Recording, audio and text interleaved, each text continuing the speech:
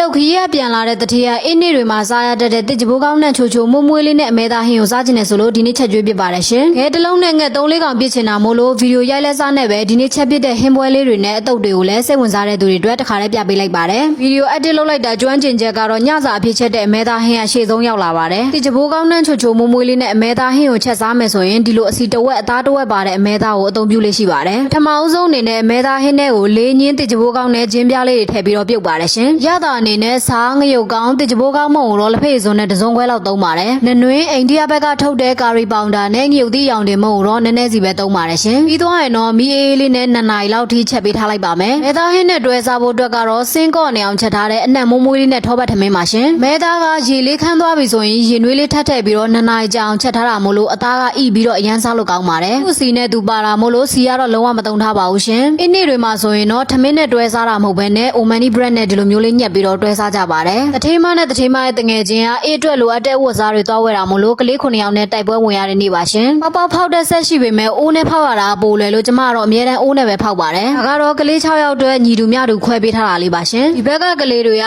ပေါက်ကိုအချိုးဆိုရင်မကြိုက်ကြပါဘူး။အစိမ့်နဲ့အဆက်ကိုပဲစားကြတာပေါ့နော်။မှလည်းကလေးတွေပေါက်စားရင်းနဲ့ TV ကြည့်နေကြတော့နေ့လည်စာပြေးချက်လိုက်ပါတယ်ရှင်။ဒါကတော့ကလေးတွေအတွက်နေ့လည်စာကိုကြက်သားကိုกินပြီးတော့မှအာလူးနဲ့ပဲနဲ့ပြန်ချက်ထားတာပါ။ကလေးတွေအတွက်နေ့လည်စာချက်နေနေပဲကျမလည်းမနဲ့စားလိုက်ပါတယ်။ဒီမှာကတော့အလုပ်ကိုတစ်ခုပြီးမှတစ်ခုလုပ်မယ်ဆိုရင်အလုပ်စိတ်ဖို့ကတော့မလွယ်ပါဘူး။စားရင်းနဲ့ချက်ရတာမျိုးလည်းရှိသလိုချက်ရင်းနဲ့ကလေးပြေးကြည့်ရတာမျိုးလည်းရှိပါတယ်။ဒီလိုပဲပေါ့နော်။သူများပတ်စံကိုယ့်အိတ်ထဲရောက်ဖို့ကတော့ထမင်းစားရေတောက်တလောက်ပဲလွယ်ပါမလဲ။အဲ့နေဝါဖြေဖို့အတွက်ဆန်တွဲစားလုပ်ပါမယ်ရှင်။ဆန်တွဲလုပ်ဖို့အတွက်ကြက်သားကိုกินပြီးတော့မှခရင်နဲ့ပြန်ချက်ထားတာကိုသုံးပြီးတော့အပေါ်ကနေမိုဇရက်လာချီစ်ဖြူထားပါတယ်။သီးနှံကိုတော့တခွားသီးခရမ်းကျင်သီးနဲ့တန်လွင်သီးရေစိမ်ကိုသုံးလိုက်ပါတယ်ရှင်။ပြင်ကပေါင်မုံသားလေးနည်းနည်းကျွတ်သွားစေဖို့အတွက်ရဲမိုဇရက်လာချီစ်အရေပြော်သွားစေဖို့အတွက်4 ဘက်4 လံအပူပေးလိုက်ပါတယ်။ပြီးတော့ရင်တော့အလဲကနေ2 ပိုင်းပိုင်းလိုက်ပြီးတော့မှပကံထဲမှာစစ်စီရီထည့်ပေးထားလိုက်ပြီဆိုရင်တော့စားလို့ရန်ကောင်းတဲ့ chicken sandwich ကရပါပြီရှင်။ဒါကတော့ဆလတ်လောက်တာပါရှင်။ပန်းသီးစိမ်းတလဲသီးနဲ့ cheese ကိုတော့အတုံးလေးတွေသုံးထားပါတယ်။ဆလတ်တွဲအရသာအနေနဲ့တံပရာရည်ဒါကတော့ဆလတ်တွေမှာသုံးတဲ့တလဲသီးစီပါရှင်။ပြီးတော့တန်လွင်စီနဲ့စားနဲ့ထည့်ပြီးရင်တော့အတုပ်ကရပါပြီရှင်။ကျေးဇူးပါရှင်။ Bye bye